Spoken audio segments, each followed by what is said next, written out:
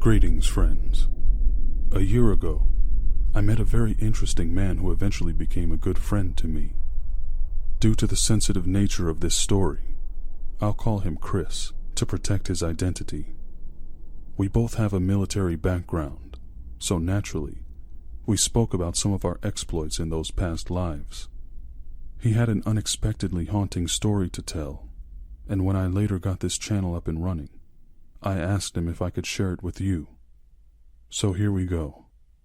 This took place on an undisclosed military base located in the damp jungles of a remote island.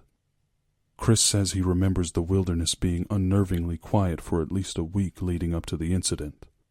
The personnel stationed there chalked the silence up to a change in seasons or something.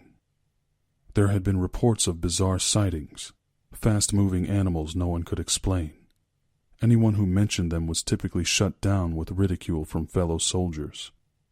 The sightings were notably inconsistent with one another.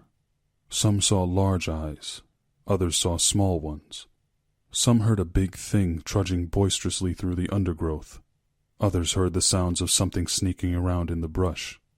However, no one had seen anything worth defending in the inevitable argument, let alone losing their reputation over. Chris heard every report due to the fact that he was the desk sergeant at the time.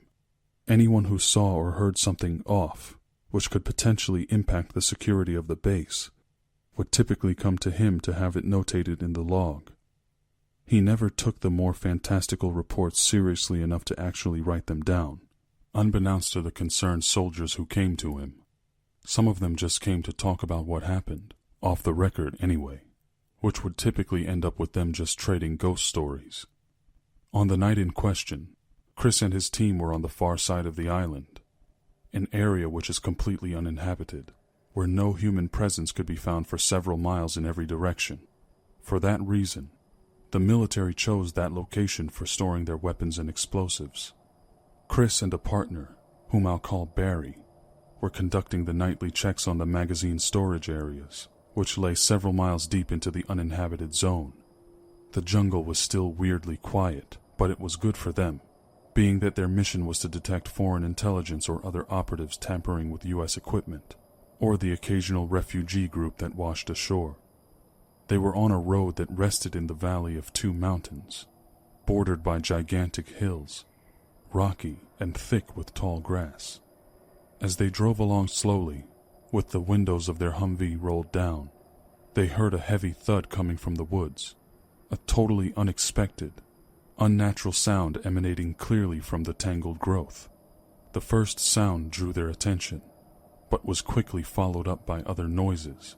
Barry shut off the engine and headlights so that they could sneak up on whoever was out there.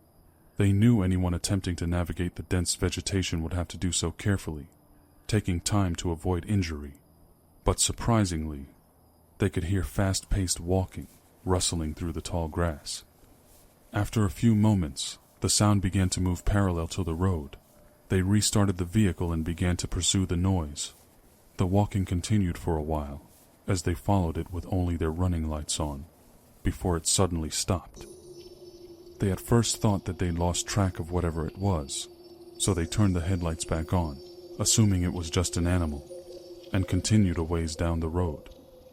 As Barry proceeded to turn on the high beams, both men noticed something in the distance, approximately 30 yards ahead, a humanoid creature jumping into the road, and then back into the brush on the other side. Chris said that it was gray, over 2 meters tall with a small oval head.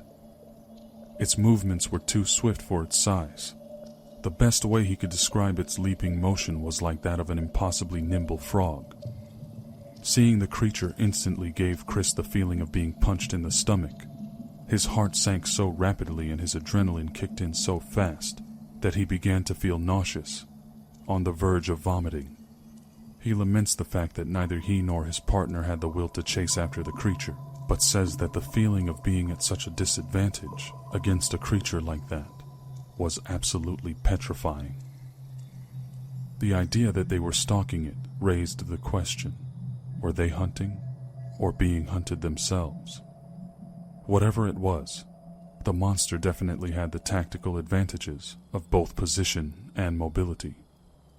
Chris and Barry turned their truck around and sped off into the night. The jungle remained silent for at least another week before returning to the normal droning sounds of the local wildlife. It's interesting that it's a known fact that many inhabitants of the jungle, crickets, for example, are known to be very quiet in the presence of a stranger. Whatever that thing was, it was no friend of the jungle.